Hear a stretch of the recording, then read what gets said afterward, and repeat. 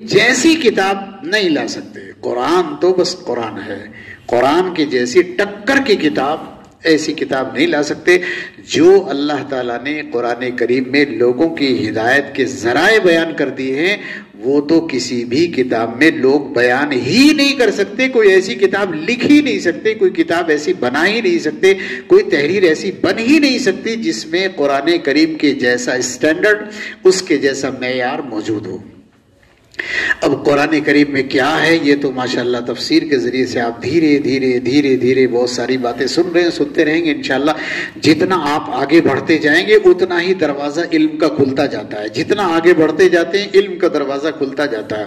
ابھی پیچھے سے چونکہ مکی صورتوں کا دور چل رہا ہے، یہ ابھی ہم جو قرآن کریم سن رہے ہیں شروع قرآن کریم سے لے کر یہاں تک ساری بڑی صورتیں چل رہی ہیں، اور یہ ساری صورتیں مکے میں نازل ہوئی ہیں، ساری صورتیں مکے میں اتری ہیں.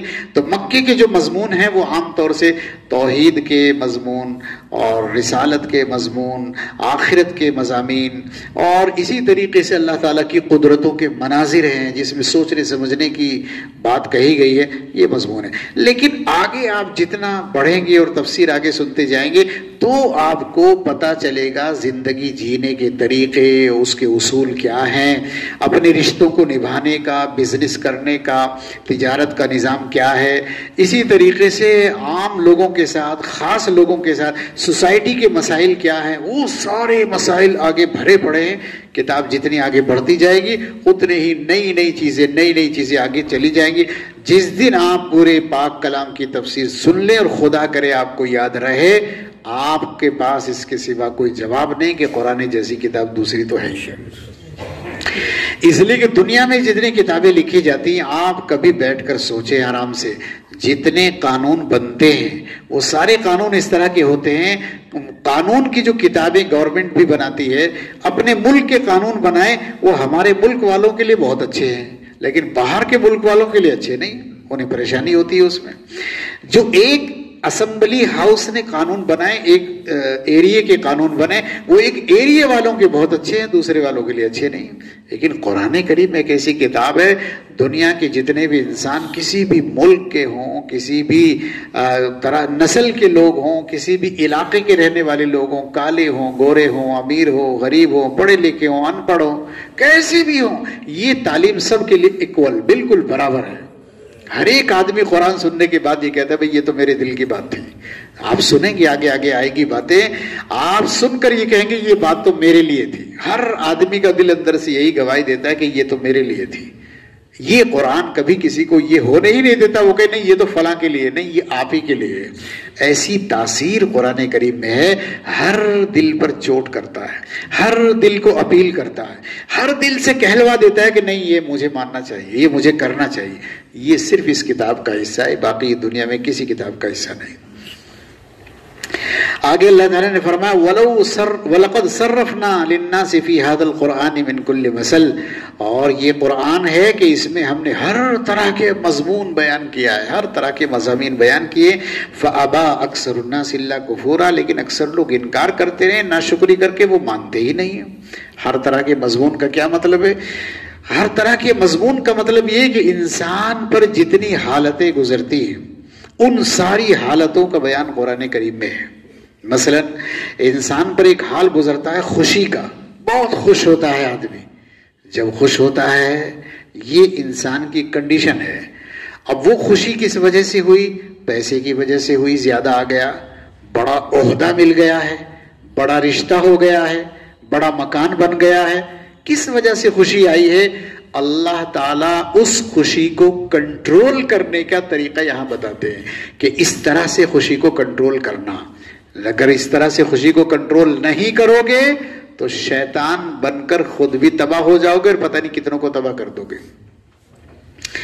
اگر غم آ گیا ہے، آدمی بہت غم زدہ ہے، بہت پریشان ہے، کیا کرے کیا نہ کرے کچھ سمجھ میں نہیں آ رہا.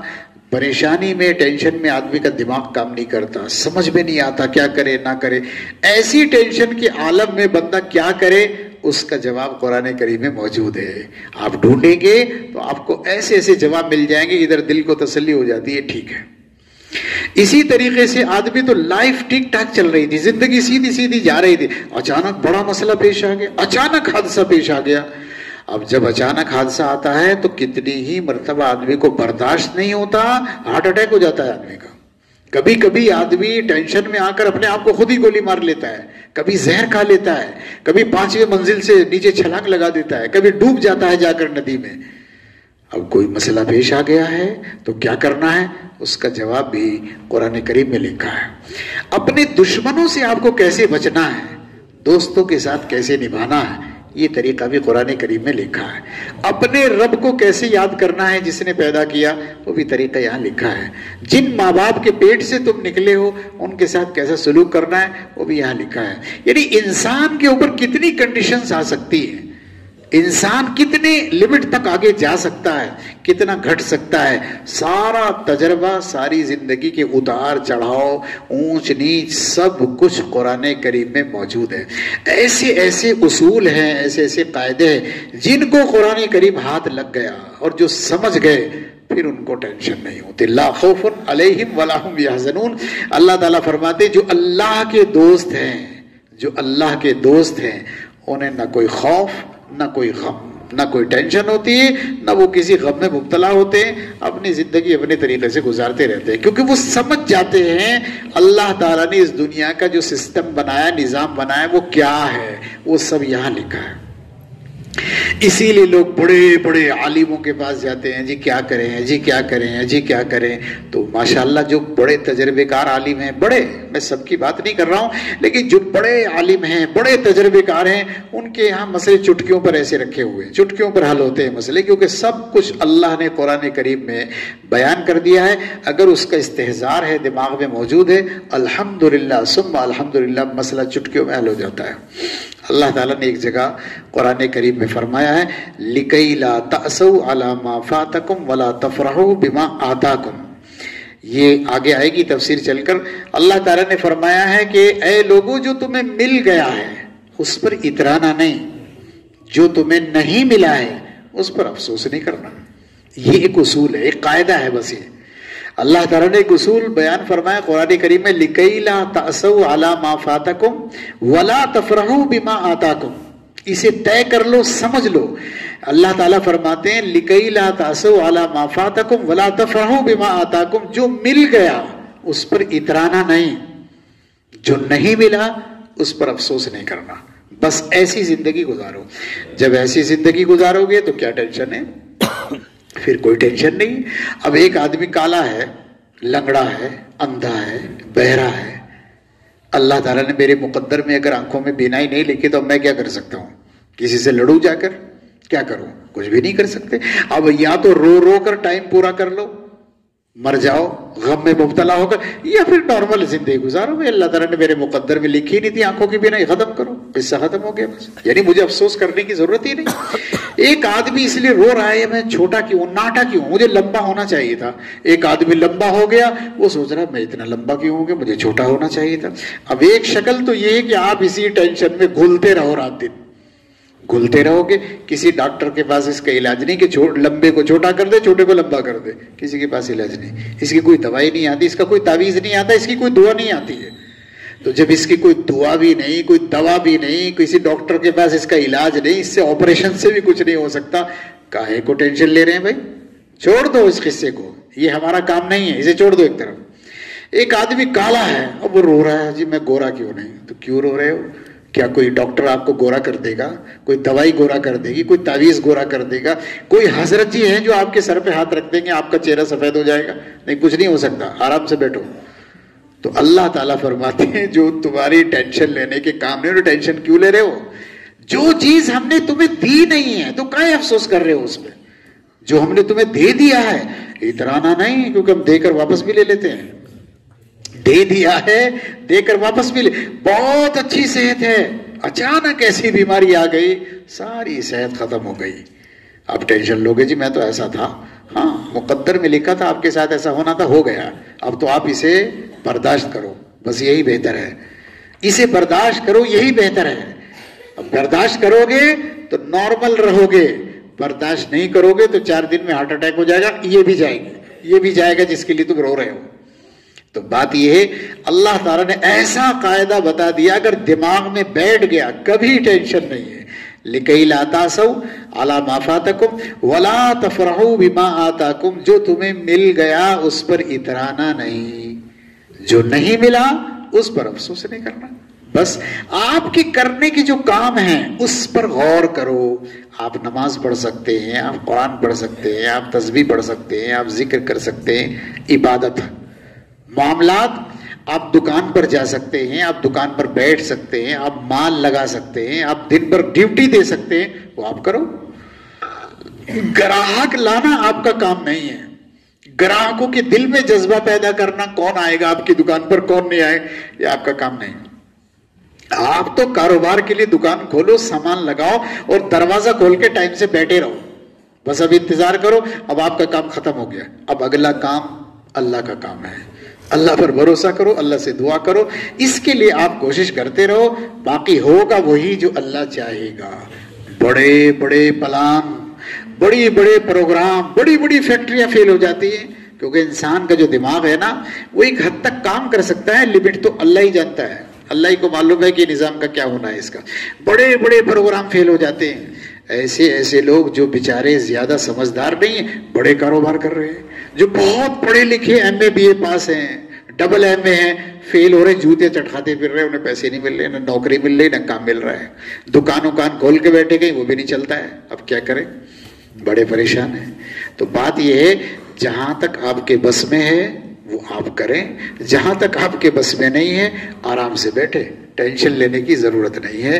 لِكَيْ لَا تَأْسَوْا عَلَى مَا فَاتَكُمْ وَلَا تَفْرَحُوا بِمَا آتَاكُمْ. اس کا مطلب ہو گیا جو مل گیا اس پر اترانا نہیں, جو نہیں ملا اس پر افسوس نہیں کرنا. تو یہ کتنی بڑی بات ہے. ایک اصول میں پوری زندگی کا راز چھپا پڑا ہے, پوری زندگی کا راز.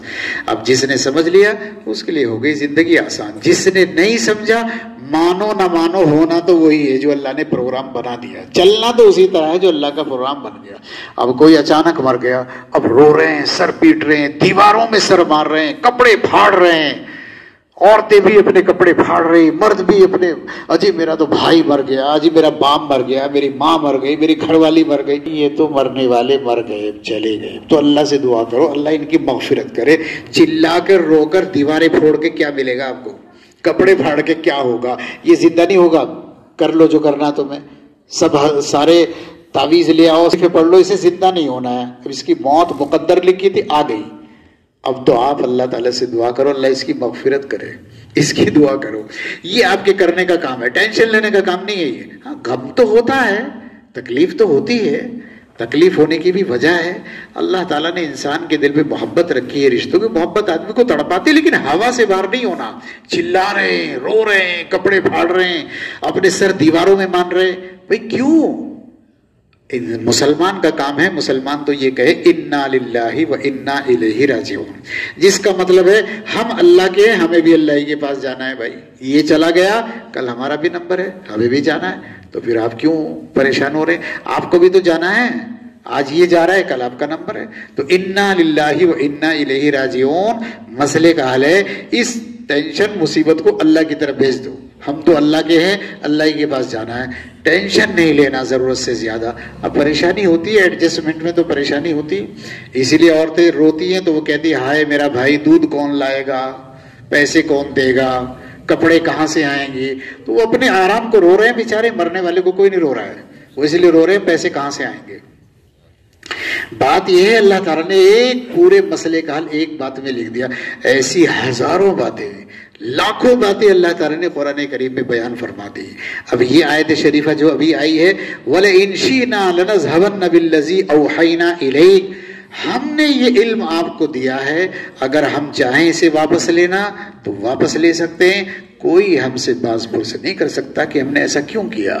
اللہ فرماتے ہیں آگے, إِلَّا رَحْمَةً مِّن رَبِّكَ, یہ صرف تیرے رب کی رحمت ہے. انسان جب بھی اللہ تعالیٰ کی کوئی نعمت دیکھے بس یہ سوچے میرے رب کا کرم ہے, میرے رب کا فضل ہے, اس نے اس نعمت کو دینے کے لیے مجھے چن لیا. ورنہ یہ نعمت کسی اور کو بھی دے سکتا تھا. اس نے مجھے چن لیا ہے, بس اس کا شکر ادا کرتے رہو. اللہ کا شکر ادا کرتے رہو گے, اللہ نعمتوں کو اور بڑھاتا رہے گا. اور ناشکری کرو گے تو ناشکری ایسے ہی نہیں ہوتی کہ آدمی منہ سے کہہ رہا ہے, نہیں, ناشکری یہ بھی ہے کہ آدمی اللہ کا شکر نہیں ادا کر رہا, یہ بھی ناشکری ہے, آدمی اللہ کا شکر ادا نہیں کر رہا. تو ناشکری کرنے والوں پر اللہ کی پکڑ بہت سخت ہے. اب اللہ کسی کو علم دے, کسی کو صحت دے, کسی کو پیسے دے, کسی کو صلاحیت دے, کسی کو اولاد دے, کسی کو بیوی دے, بچے دے, کسی کو رشتہ دار دے, کسی کو اچھے ساتھی, اچھے دوست دے, اللہ کا شکر گزار ہونا چاہیے. اس لیے کہ اللہ جب کسی پر کرم فرماتا ہے اس کے لیے راستوں کو آسان فرما دیتا ہے, اور جب اللہ تعالیٰ کسی کو محروم کرتا ہے اس کے لیے راستوں کو بند کر دیتا ہے. اللہ تعالیٰ عمل کی توفیق عطا فرمائے.